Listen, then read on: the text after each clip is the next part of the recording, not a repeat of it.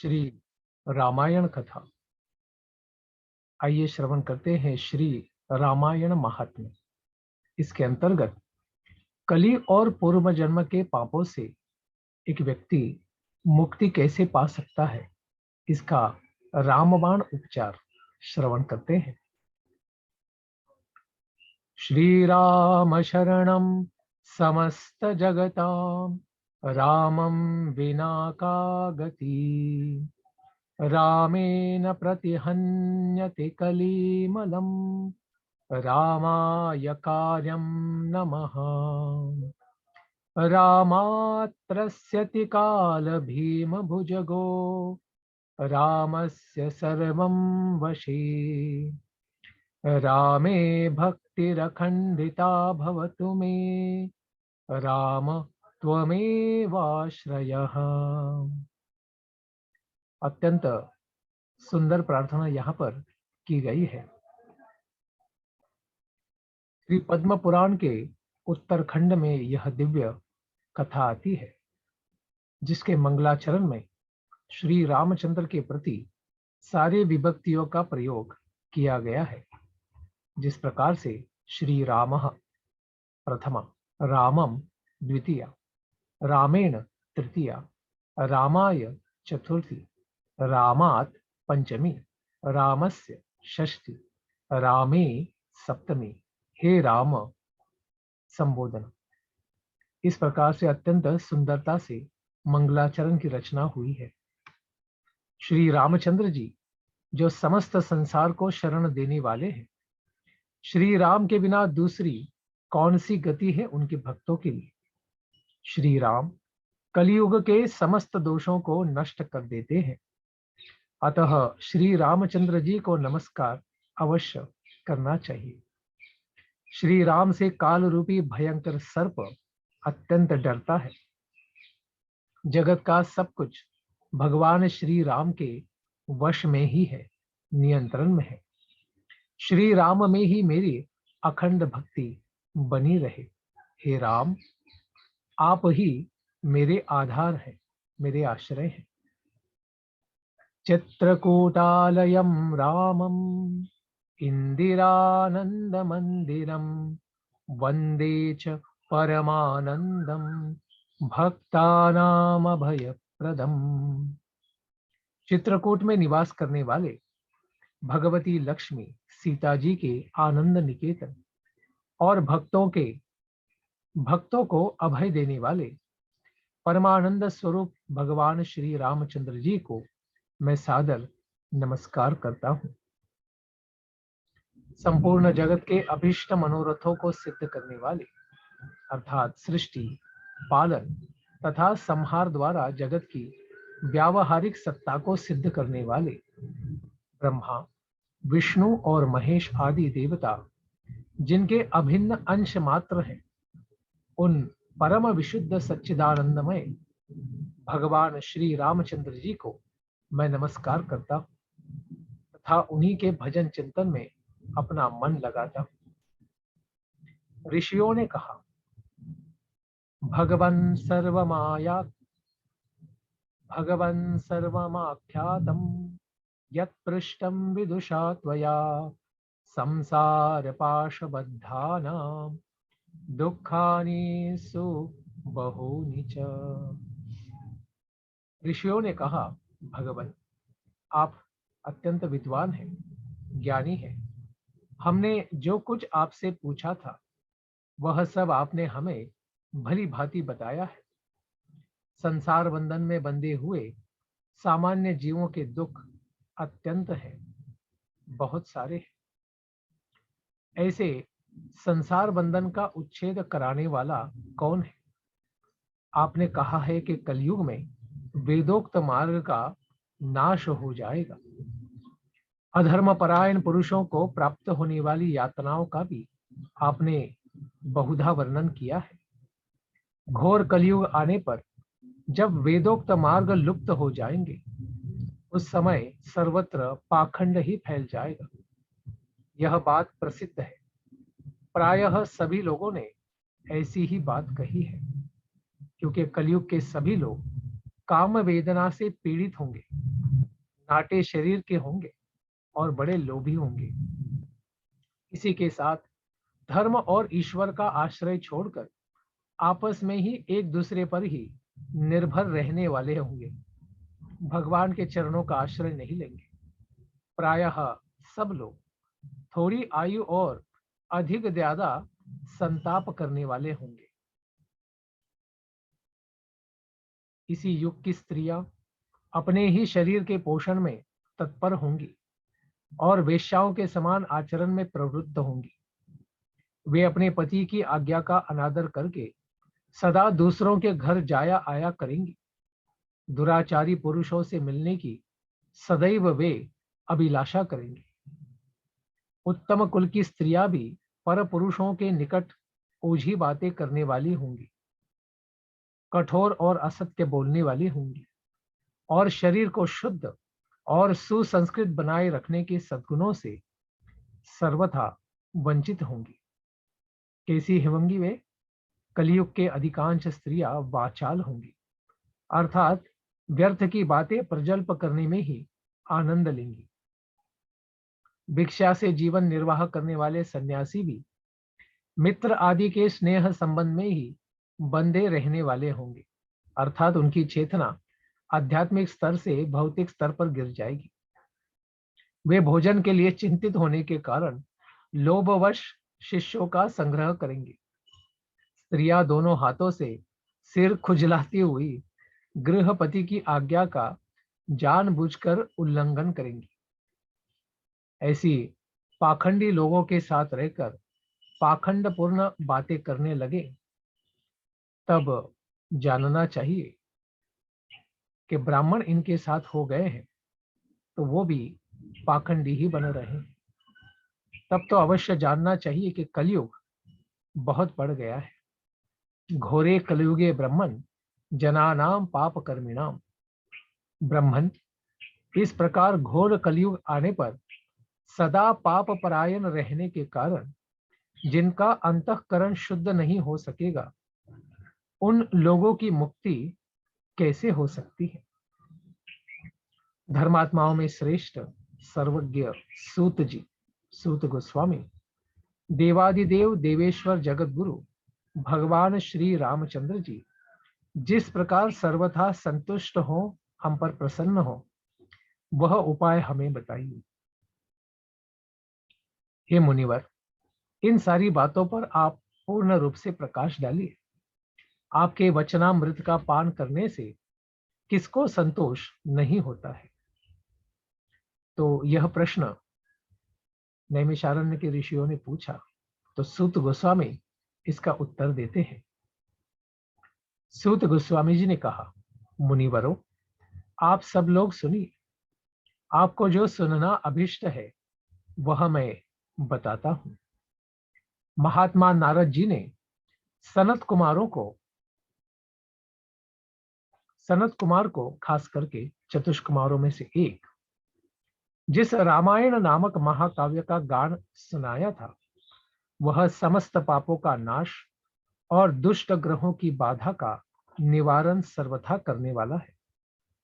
वह संपूर्ण वेदार्थों की सम्मति के अनुकूल है और वो दुस्वप्न नाशनम, समस्त दुस्वप्नों का नाश करने वाला है। धन्यम, वह धन्यवाद के योग्य है। भुक्तिम मुक्तिम फलप्रदम, भोग यानी इस संसार की कामनाएं और संसार से परे मोक्ष रूप फल को भी प्रदान करने वाला है। उसमें भगवान श्री रामचंद्र जी की लीला कथा का सर्वथा वर्णन है। वह समस्त काव्य अपने पाठक और श्रोताओं के लिए समस्त कल्याणमयी सिद्धियों को देने वाला है। कौन कौन से? धर्मार्थ काम मोक्षाणाम हेतुभूतम महाफलम। धर्म, अर्थ, काम और मोक्ष, इन चारों पुरुषार्थों का साधक है, महान फल देने वाला है। यह अपूर्व काव्य पुण्यमय फल प्रदान करने की शक्ति रखता है। आप लोग एकाग्र चित्त होकर इसे श्रवण करें। महान पातकों, पापों अथवा संपूर्ण उपपातकों से युक्त मनुष्य भी उस ऋषि प्रणीत दिव्य काव्य का श्रवण करने से शुद्धि और सिद्धि दोनों प्राप्त कर सकता है। संपूर्ण जगत के हित साधन में लगे हुए जो मनुष्य सदा रामायण के अनुसार बर्ताव करते हैं, वे ही संपूर्ण शास्त्रों के मर्म को समझने वाले और कृतार्थ हैं। द्विज श्रेष्ठों, रामायण धर्म, अर्थ, काम और मोक्ष का साधन है, अत्यंत अमृत रूप है। अतः सदा भक्तिभाव से उसका श्रवण करना चाहिए। भक्त्या रामायण परामृतम श्रोतव्यम च सदा, सदा इसका श्रवण करें। जिस मनुष्य के पूर्व जन्मों पार्जित सारे पाप नष्ट हो जाते हैं, उसी का रामायण के प्रति अधिक प्रेम हो जाता है, यह बात निश्चित है। वही भवती ध्रुवम। रामायणे वर्तमाने पापपाशेन यंत्रितः अनादृत्य असत गाथा सक्त बुद्धि प्रवर्तते।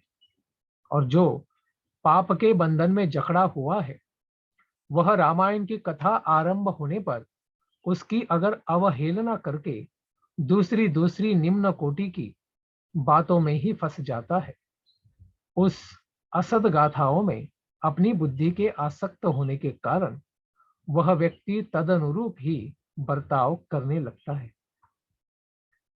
रामायणम नाम परम तु काव्यम सुपुण्यदम वै शृणुत द्विजेन्द्राः यस्मिन् श्रुते जन्म जरादिनाशो भवत्यदोषः स नरोच्युतः स्यात्।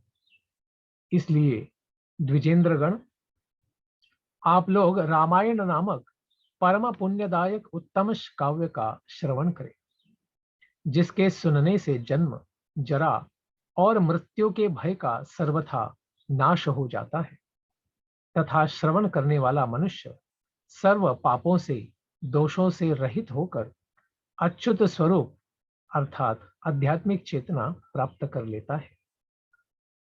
वरम वरेण्यम वरदम तु काव्यम संतारयत्याशु च सर्वलोकम संकल्पितार्थ प्रदमादि काव्यम श्रुत्वा च रामस्य पदम प्रयाति। रामायण काव्य अत्यंत उत्तम काव्य है, वरणीय है और मनोवांछित वर देने वाला है। वह उसका पाठ और श्रवण करने वाले समस्त जगत को शीघ्र ही संसार सागर से पार कर देता है। उस आदि काव्य को सुनकर मनुष्य श्री रामचंद्र जी के परम पद को, उनके साकेत धाम को, वैकुंठ धाम को प्राप्त कर लेता है। जो ब्रह्मा, रुद्र और विष्णु नामक भिन्न भिन्न रूप धारण करके विश्व की सृष्टि, संहार और पालन करते हैं, उन आदि देव परमोत्कृष्ट भगवान श्री रामचंद्र जी को अपने हृदय मंदिर में स्थापित करके मनुष्य मोक्ष का भागी हो जाता है। यो नाम जात्यादि विकल्पहीनः परावराणां परमा परस्यात् वेदांत वेद्य स्वरुचा प्रकाशः स वीक्षते सर्वपुराण वेदैः। जो नाम तथा जाति आदि विकल्पों से रहित, कार्य कारण से भी परे, सर्वोत्कृष्ट, वेदांत शास्त्र के द्वारा जानने योग्य एवं अपने ही प्रकाश से प्रकाशित होने वाले परमात्मा स्वयं है, उसका समस्त वेदों और पुराणों के द्वारा साक्षात्कार हो सकता है। इस रामायण के अनुशीलन से भी उसी की प्राप्ति होती है, अर्थात भगवान के चरण कमलों की प्राप्ति हो जाती है। विप्रवरों, कार्तिक मास, माघ मास और खास करके चैत्र मास के शुक्ल पक्ष में 9 दिनों में रामायण की अमृतमयी कथा का श्रवण करना चाहिए। इत्येवं शृणुयाद् यस्तु श्रीरामचरितं शुभं सर्वान् कामान् वाप्नोति परत्रामुत्र चोत्तमान्। जो इस प्रकार श्री रामचंद्र जी के मंगलमय चरित्र का श्रवण करता है, वह इस लोक और परलोक में भी अपनी समस्त उत्तम कामनाओं को प्राप्त कर लेता है। वह सब पापों से मुक्त होकर अपनी 21 पीढ़ियों के साथ त्रिसप्तकुल संयुक्तः श्री रामचंद्र जी के उस परम धाम को प्रयाति राम भवनम चला जाता है। गत्वा यत्र न शोचते, वहां जाकर मनुष्य को कभी शोक नहीं करना पड़ता। जन्म मृत्यु जरा व्याधि इनसे सर्वथा वो परे चला जाता है। कब कब कर सकते हैं यह श्रवण? चैत्रे माघे कार्तिके च सीते पक्षे च वाचे। चैत्र मास, माघ और कार्तिक मास के शुक्ल पक्ष में परम पुण्यमय रामायण कथा का नवाह पारायण करना चाहिए, अर्थात 9 दिनों में श्रवण करना चाहिए तथा 9 दिनों तक इसे प्रयत्न पूर्वक सबको साथ में बिठाकर श्रवण करना चाहिए। रामायण आदि काव्य है, वाल्मीकि जी निर्मित है। यह स्वर्ग और मोक्ष दोनों को ही देने वाला है। अतः संपूर्ण धर्मों से रहित घोर कलयुग आने पर 9 दिनों में रामायण की अमृतमयी कथा को श्रवण करना चाहिए। ब्राह्मणों, जो लोग भयंकर कलिकाल में श्री राम नाम का आश्रय लेते हैं, वे ही कृतार्थ होते हैं। कलयुग उन लोगों को बाधा नहीं पहुंचाता। जिस घर में प्रतिदिन रामायण की कथा होती है, वह स्वयं तीर्थ रूप हो जाता है। वहां जाने से दुष्टों के पापों का भी नाश होता है। तपोधनों, इस शरीर में तभी तक पाप रहते हैं जब तक मनुष्य श्री रामायण कथा का भली भांति श्रवण नहीं करता। संसार में श्री रामायण की कथा परम दुर्लभ ही है। जब करोड़ों जन्मों के पुण्यों का उदय होता है, तभी उसकी प्राप्ति होती है। श्रेष्ठ ब्राह्मणों, कार्तिक, माघ और चैत्र के शुक्ल पक्ष में रामायण के श्रवण मात्र से राक्षस भावापन्न सौदास भी शाप मुक्त हो गए थे। इस सौदास की कथा श्रवण कराई जा रही है। सौदास ने महर्षि गौतम के शाप से राक्षस शरीर प्राप्त किया था। वे रामायण के प्रभाव से ही पुनः उस शाप से छुटकारा पा सके थे। जो पुरुष श्री रामचंद्र जी की भक्ति का आश्रय लेकर प्रेम पूर्वक इस कथा का श्रवण करता है, वह बड़े से बड़े पापों तथा पातक आदि से मुक्त हो जाता है। इस प्रकार से सौदास की कथा का हम श्रवण करेंगे आने वाले सत्र में। धन्यवाद। हरे कृष्ण।